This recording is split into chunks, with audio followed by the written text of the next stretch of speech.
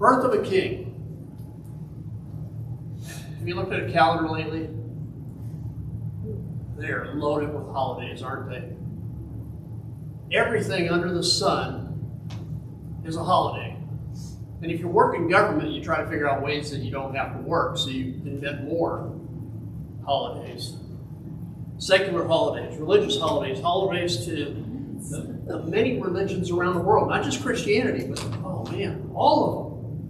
All of them are in there. I pull up my phone and I see these on the calendar of my phone. There's a little line underneath the date, and I have to look it up. Oh, this is a holiday to whoever, some guy who maybe a Hindu or something like that. I don't know who it is. I don't even know why it's on my phone. I wish I could pick what holidays I want on my phone. Just about every day is a holiday somewhere for somebody. There are many Christian holidays too. Many of those holidays are man-made. You ever heard of All Saints' Eve? Most of us know it as Halloween. November 1st is All Saints' Day, so Halloween becomes All Saints' Eve. It was originally set on May 1st, but because of the spiritualness of October 31st for many pagan cultures, the church moved it to November 1st. Have you read in the Bible anything about All Saints' Day? Me neither. It's interesting. Man-made ideas and traditions, often loosely associated with Christianity. It was, well, to help the pagan culture convert to Christianity. Made it easier for them. Maybe you've heard of this one called Easter or Resurrection Day. Some people don't like to use the word Easter. We know what it means, but they don't like to use it because it may make it a reference to a pagan goddess of fertility, which might be where we get the Easter bunnies from, because we all know about what bunnies can do with fertility.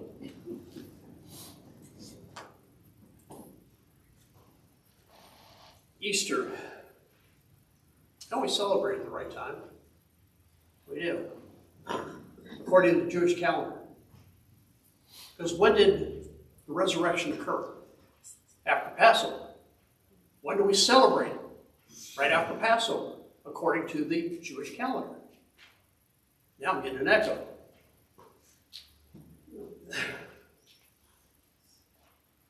They get the date right, but the emphasis has somehow changed. We all know it's about the resurrection. And we encompass that entire weekend into that one day. But really, as Christians, that's not the case. We celebrate the resurrection. We celebrate the death of Jesus, the burial of Jesus, the resurrection of Jesus every single Sunday. Why? Because that's what the early church did, right? Acts 20, verse 7. On the first day of the week, we came together to break bread. What does breaking bread represent? What does the communion represent? The death of Jesus. For whoever eats this bread and drinks this cup proclaims the Lord's death until he comes.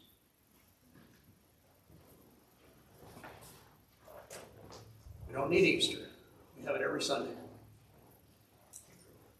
Man-made tradition. I'm okay with it, though. And I'm okay with the bunnies, especially the chocolate ones. I want to talk about Easter today. Talked enough about Easter. How about that? Today, well, you all know what's coming this week. My tie, see that? My nice Christmas tie. I think it's a Christmas tie. I have to read it again. Holy Night. Yeah, that's a Christmas tie. Christmas. What's going on with Christmas? Is it really Christmas anymore? Does anybody know what it means? Does anybody really know what it means? I think we do. I think we got an inkling at least. Watching a Christmas show, supposedly a Christmas show. There's a guy, he's trying to win a contest on the best decoration on his house. And he finds this unusual store, and he sees the exact decoration he needs. And he's got to tell or share if he knows what the true meaning of Christmas is. Oh, it's about family. It's about this. It's about that. It's about this. And as an, oh yeah, it's about some guy who was born. Well, it wasn't quite that irreverent, but pretty close. Huh?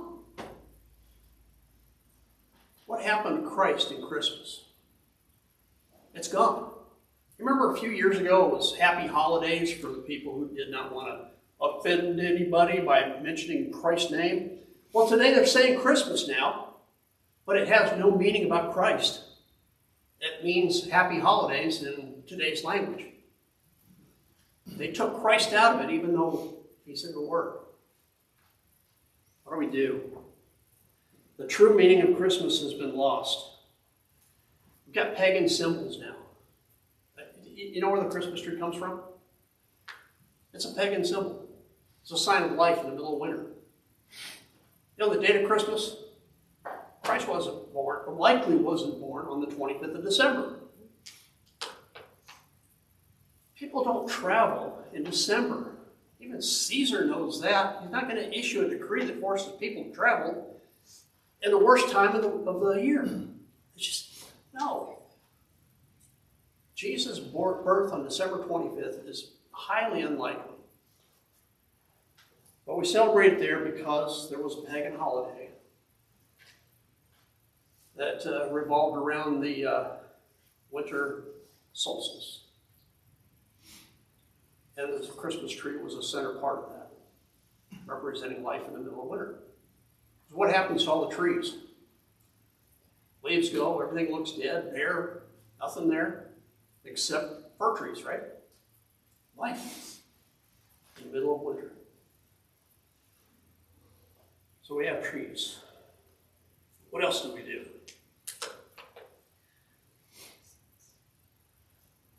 Oh, decorations, right? Mistletoe. Where'd that come from? Holly, wreaths. Where'd those come from? Pagan origins. How'd they find their way into Christmas? How about Santa Claus? I mean, here was a guy, I don't know, what was it, 1,000 years ago, maybe more? I can't remember now the history of Santa Claus, but it's a guy named St. Nicholas, and he gave gifts to people who were in need. It was a charity. It was helping people. It was about remembering Jesus, his gift, or God's gift of Jesus, and giving to people who were in need. What is it now? Some fat guy in a red suit, riding in a sleigh, behind 8 reindeer that fly, magically working his way down a chimney?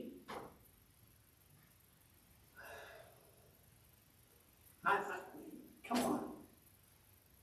How did Santa Claus become the symbol of Christmas?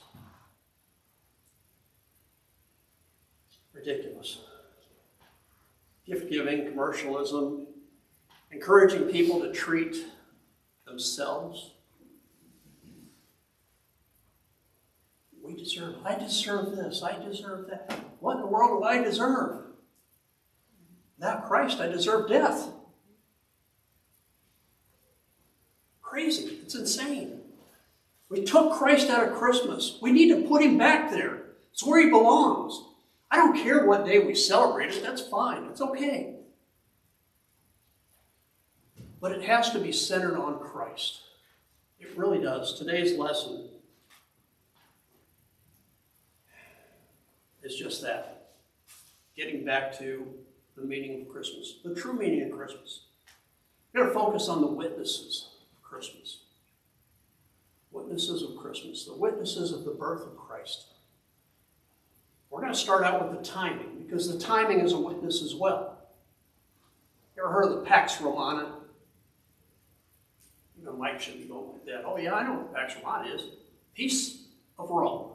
That's what it is. Rome did not necessarily go out to expand their borders by just conquering willy-nilly people around them. When a skirmish occurred on the border, they sent their army out.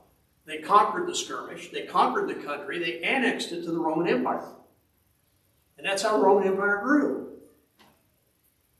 Every time they did that, they brought peace further and further out into their realm. The peace of Rome. Pax Romana.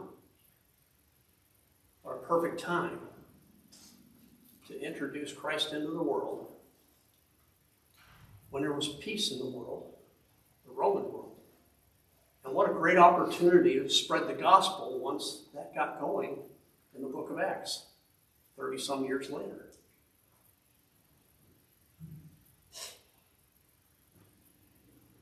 Pax Romana.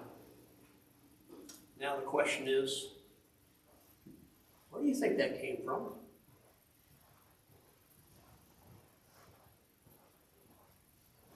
Romans, of course. Could there have been a heavenly influence? At just the right time, peace in the world comes, and God sends his Son.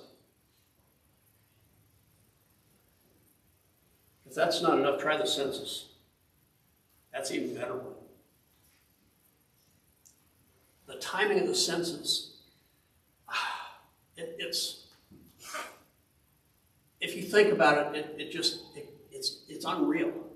It has to be something supernatural, something divine, some kind of divine influence involved here. It has to be. How else do you explain that right at the right time, when the virgin is ready to give birth, a census comes out? And Caesar Augustus says, everybody back to your hometowns. And this census in the Palestine area. Everybody back to your hometowns to register for this. Everybody. Do you know, and it's an ancestral hometown. Joseph's ancestor was David. David's hometown is Bethlehem. You know what Mary's ancestor was? David. In the same hometown. I don't know whether she had to go or not. I'm not sure exactly what happened that there was a need for her to come along so far in her pregnancy. That's a long journey. Probably go by caravan. If you're lucky, you have a wagon. If you're not so lucky, you have a donkey or a mule. If you're even less lucky, you're walking. Try walking, 100 miles and yeah. Some of us, or some of the ladies who had children can testify that walking from the car into the emergency room when you're ready to give birth is about as far as you want to go. 100 miles? She wrote on something, but we're just not sure what. But the timing, right there. How? How does this happen right when she's ready to give birth to bring them to Bethlehem?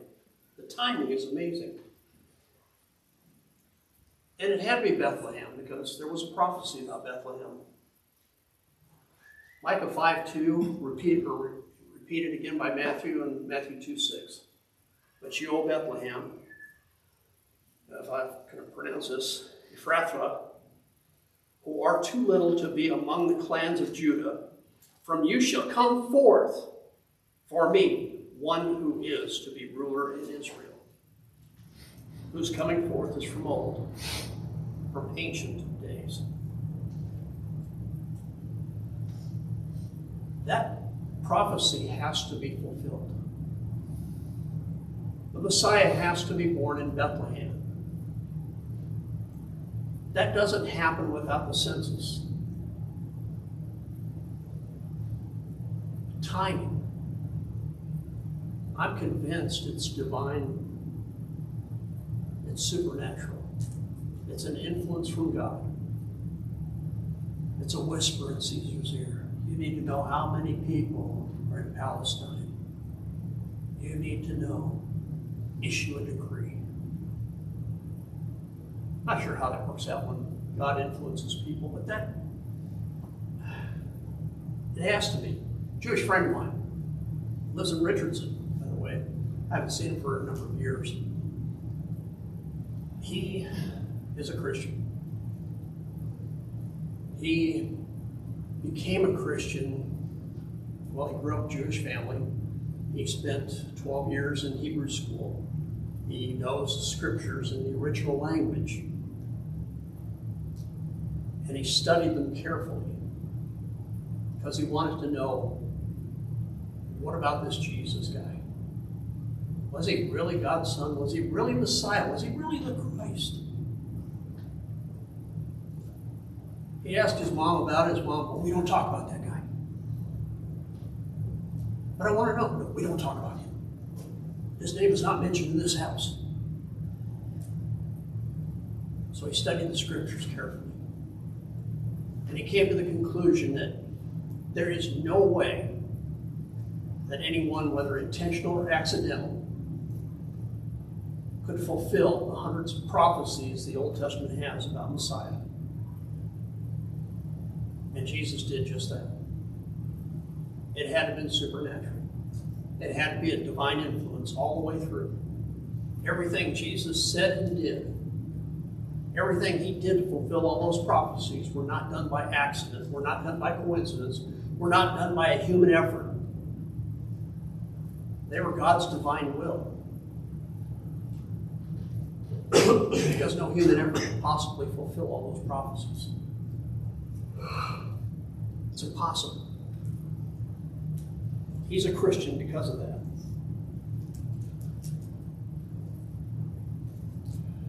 Timing is a witness.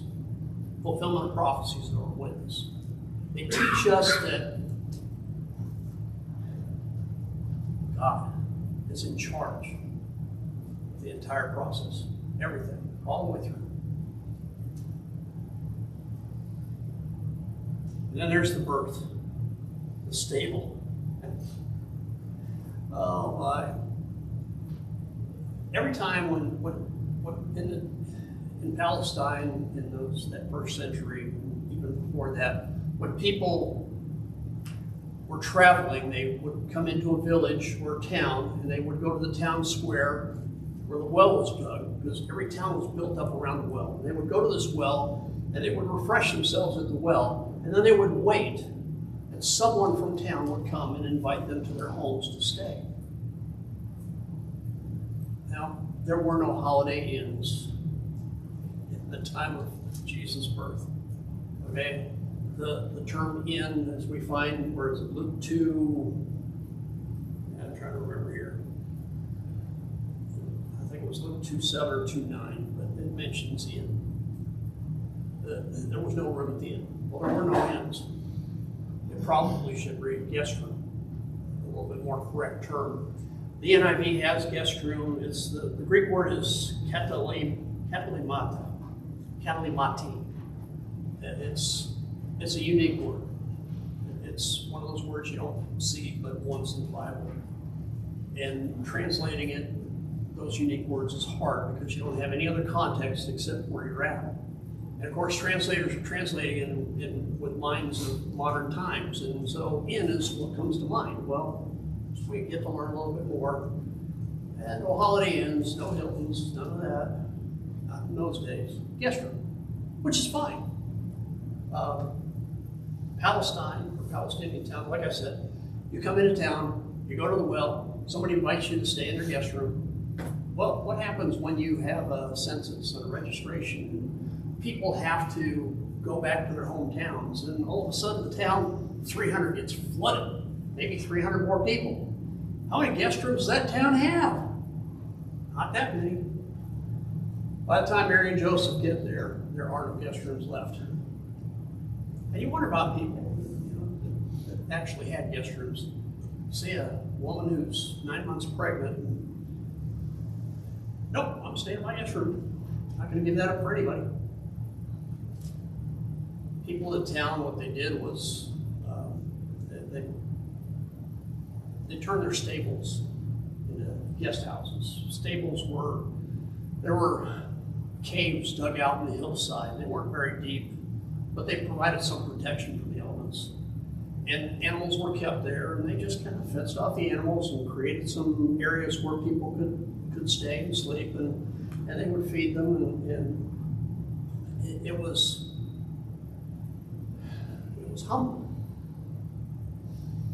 You hear this term, when you leave a door open, were you born in a barn? Close the door. And I just kind of smiled because, yeah, my grandmother was born in a barn. And she really was. But how many people are born in a barn? Now think of Jesus. Who is he? God's Son. King of Kings. Lord of Lords. Alpha, Omega. Messiah, Christ, Redeemer, Savior. All of these things. And where is he born? In a barn. Their version of it. Where should he have been born? In a palace. With midwives around him. Nurses taking care of his every need. No. This is the King of Kings, the Lord of Lords, the Son of God, and born in a stable.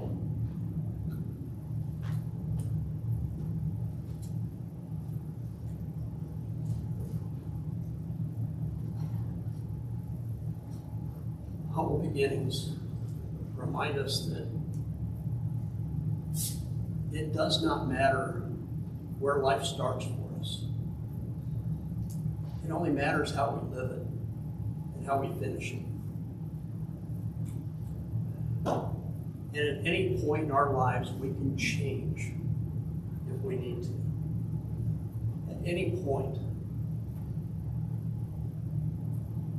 Jesus started out in humble beginnings so he could understand everyone. The needs of the poor, the weak, the helpless, the hurting. Remember who he went to during life. He spoke with the Pharisees. He spoke with the Sadducees. He tried to get them to listen. But when it came down to it, it was the poor. It was the neglected. It was the people who truly needed him. Not the self-righteous, but the ones who recognized who they were.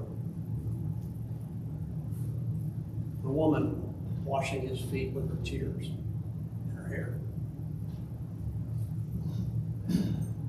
There's nothing wrong with humble beginnings.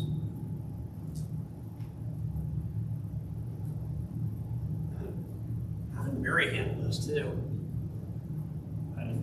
It's several of you in here have given birth, probably in a hospital. Maybe there was some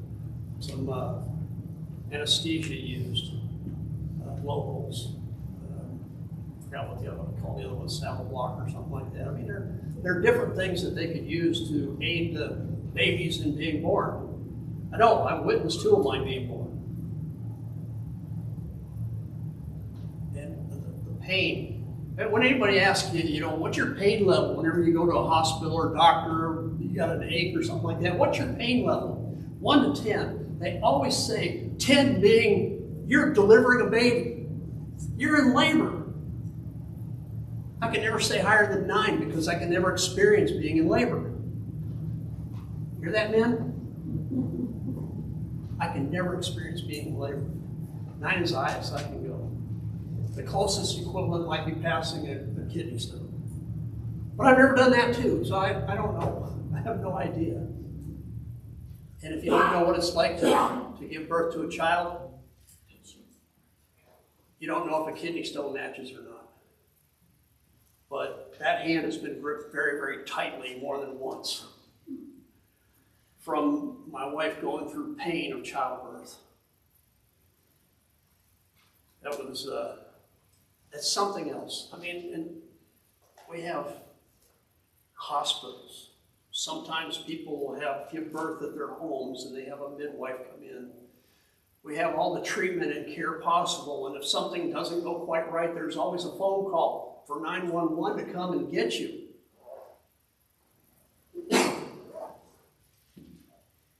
Mary had a stable of animals. Strangers that may have traveled with them or been with them as part of the being housed in this state. That's all she had. If she was lucky, she had a midwife. If she was not as lucky, she had a couple of women there who had experienced giving birth themselves. And if she was unlucky, she was alone, with Joseph going, "What do I do? What do I do?" Boil water. That's the one they tell him, right? She gives birth to the baby. What about the baby side? We never look at it from the baby side, do we? Do we ever look at it from the baby side? Nobody can remember what it was like to be born. If you do, I'd like to hear it. I really would. Nobody remembers, but I mean, here's this little bundle, 6, 7, maybe 8 pounds. Some of you might say, "Well, I had one that's 11 or 12. I don't want to hear about it. That was, no thanks. That baby is sitting in a womb for 9 months. Nice, warm, comfortable liquid. It's floating around in mom's belly. Just enjoying life that hasn't even existed yet. And all of a sudden, gotta force that head and those shoulders and those hips through a 4-inch hole. They come out to breathe air for the first time. It's no longer 98.6 degrees. They're lucky if it's 70 degrees. And why would you think they would not scream their heads off? Their whole world just changed. It's Jesus. I mean, everything changed for him. It was God. He was in heaven. He was there where everything was at. All of his power, all of his glory, everything. And now he's in a stable. Born to a woman. With animals for witnesses. And he gets put in a feeding trough. And that was his crib. The children of royalty have nurses, midwives, cribs, wonderful, wonderful world around them. They don't understand it, they don't see it, but they're cared for in every way you can possibly be cared for. There is nothing they could ever want for. Jesus, King of Kings, the Lord of Lords, the best of the best, and beyond. Our God in the flesh is laid in a feeding trough for animals. It doesn't get any more humble than that.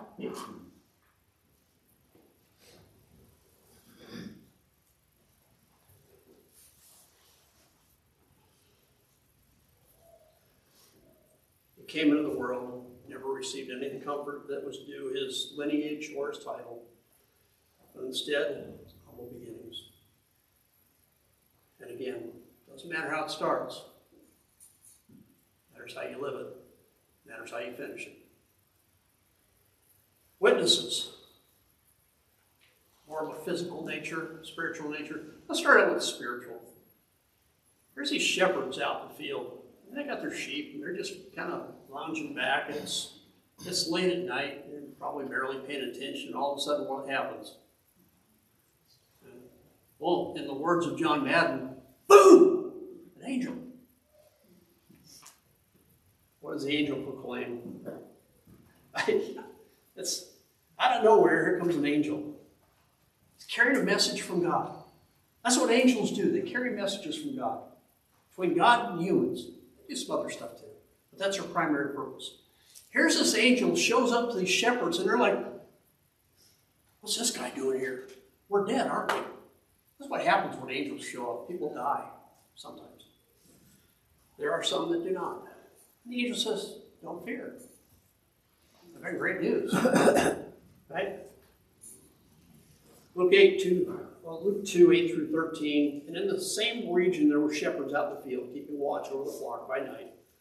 An angel of the Lord appeared to them. The glory of the Lord shone around them. They were filled with great fear. The angel said to them, "Fear not, for behold, I bring you good news of great joy." Excuse me. That will be for all people. For unto you is born this day in the city of David a Savior, who is Christ the Lord. And this will be a sign for you. You will find a baby wrapped in swaddling clothes, lying in a manger. Suddenly there was with the angel, a multitude of the heavenly host praising God.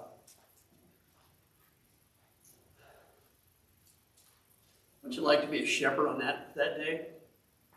Wouldn't you like to have seen that? It's amazing, okay? And then they disappear. It's like, what just happened? Wait, we need to go see this kid. So they ran into Jerusalem. How far away? I don't know. They go into Jerusalem, and they see this kid. And you can imagine them worshiping him. The angels, the heavenly hosts, people from heaven, the things in heaven have proclaimed this child, Messiah. And they share that information with the people who are there, Mary, Joseph. Everybody else is just saying, oh, well, a baby was just born. And then all of a sudden, there's something a little different about this baby. Heaven has witnessed to who he is. Shepherds have witnessed to who he is. Shepherds representing the Jews. Angels, of course, representing heaven, the heavenly body. Spiritual beings witness to him. Shepherds have witnessed to him. Human protocol would say the angel should have appeared to Herod. That wouldn't have worked out well, would it? Human protocol would say that the angel should have appeared to the religious leaders. That probably wouldn't have worked out too well either. Human protocol says that they should have gone to the wisest of Jewish rabbis. Maybe Gamaliel. Gamaliel was a teacher of Paul, or Saul at that time. That might have worked out okay. It's not where they went. They went to shepherds. Okay, how about the shepherds go to these people? No, that's not where they went. Who did the angels, who did the shepherds proclaim things to? Ordinary people. How did Herod find out about the birth of Jesus? Some magi brought that news to him. He had no clue. No idea.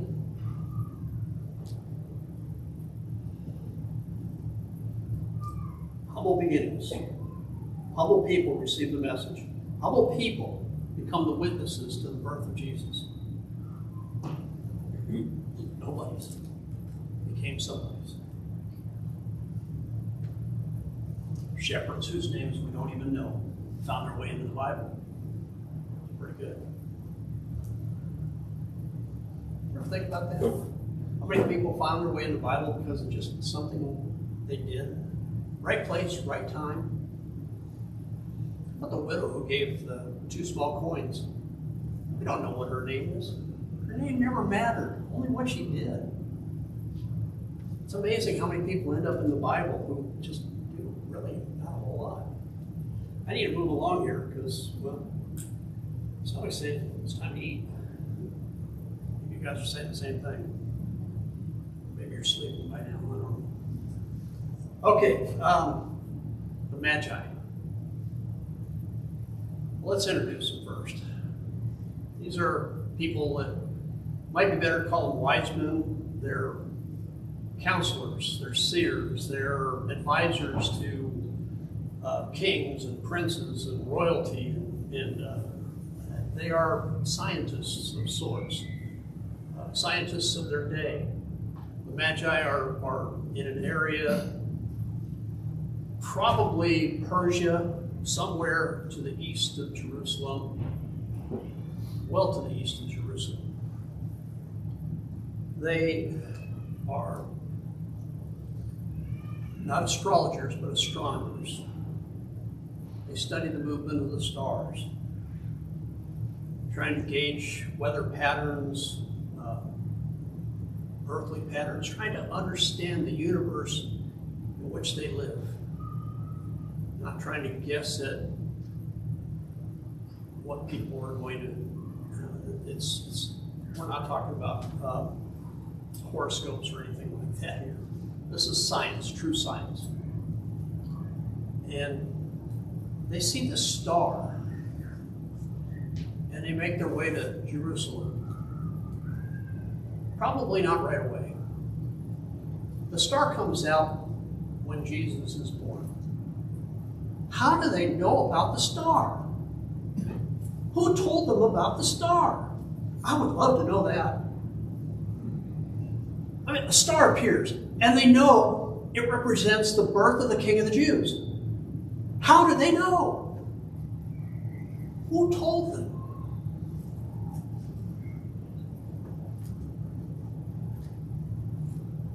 You heard Nebuchadnezzar? Remember what he did?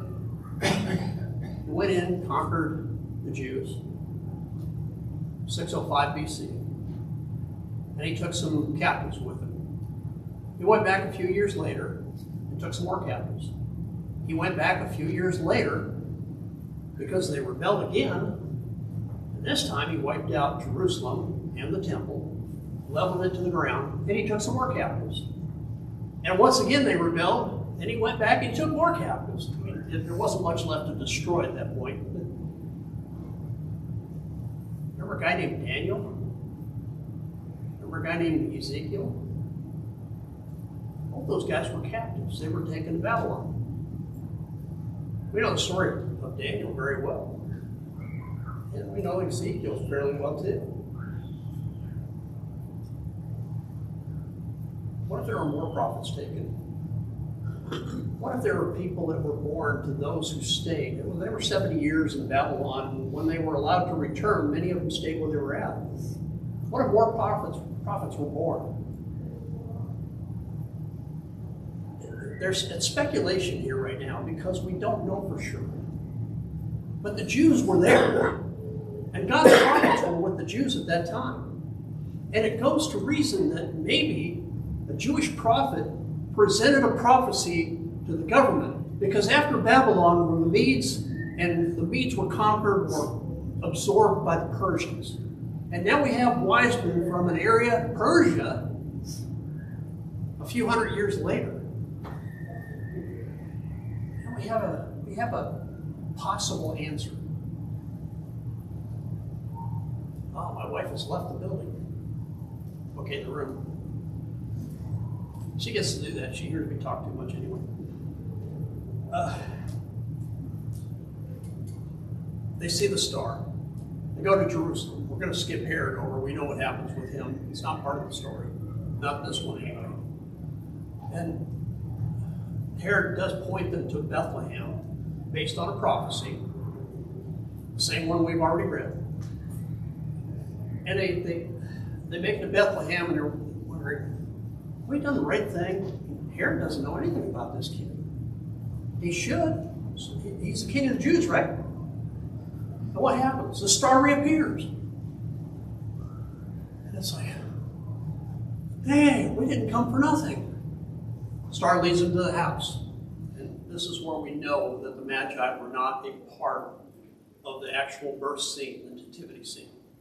Despite all the plays, children's plays we've seen, the nativity scenes we've seen displayed at Christmas time, the Magi showed up months later, maybe even a year later. And they don't go to the stable, they go to a house. And they see Mary with the child. Not the baby, the child. So it's months later. And they worship and they present their gifts from their home, treasures from the east. And then they leave. And we have the witnesses of Gentiles. The world that we know has witnessed to them. The heavenly realm has witnessed to them. Everything, all inclusively, have witnessed that Jesus is Messiah, the Christ, God come to life. God's involvement is without a doubt. The timing, the prophecies fulfilled, not just in his birth, but throughout his life. We didn't mention all the prophecies. I've already spoken too long. And I didn't say anything about the prophecy about the virgin being with child. We didn't talk about Mary or how she had to endure everybody looking at her and laughing at her for being pregnant outside of marriage. Ostracizing her from society. We didn't even mention about her maybe being with Joseph going all the way to Bethlehem because of what might have happened if she stayed back in Nazareth and given birth to that child out of wedlock. By then they were married. But everybody knew.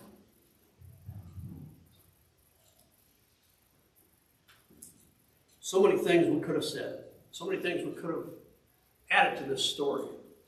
Let's bring it to a close. Heaven announced the arrival of Jesus. Shepherds witnessed and announced the arrival of Jesus. Magi witnessed and announced the arrival of Jesus. All worshipped him for who he was, for what he was. They still didn't understand the whole story. Messiah, Christ, oh, this is our religious leader. This is David come back. This is David taking charge. They didn't recognize the spiritual implications of who he was at that time, but they knew he was special. They knew he was Messiah.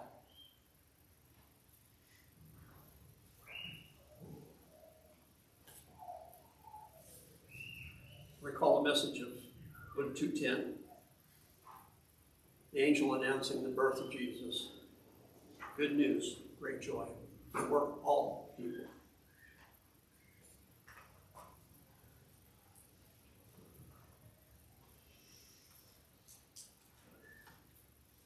And everybody said, yay! We need to restore Christ back into Christmas. We need to make it about him, about the birth of our Savior, about the birth of our Lord, about the birth of our King. He is the reason for the season and always will be. He is the reason for so many things. We are not here without him. We are not going there without him. Everything surrounding his birth, surrounding his life, surrounding his death, burial, and resurrection, God's fingerprint was all over it. Everything that happened, God was in control. He planned it. He knew exactly what he was doing. He knew when, he knew where, he knew how. He had it all worked out, and it came to work out to perfection. It doesn't happen without him being there. And without Christ, our lives are over right now, even before death, because there's nothing beyond it. And that brings us to the invitation, because there's always an invitation. Do you have Christ in your life? Without him, this is it. This is the best it gets. But with him, there's far greater left for us beyond this realm. What's your decision?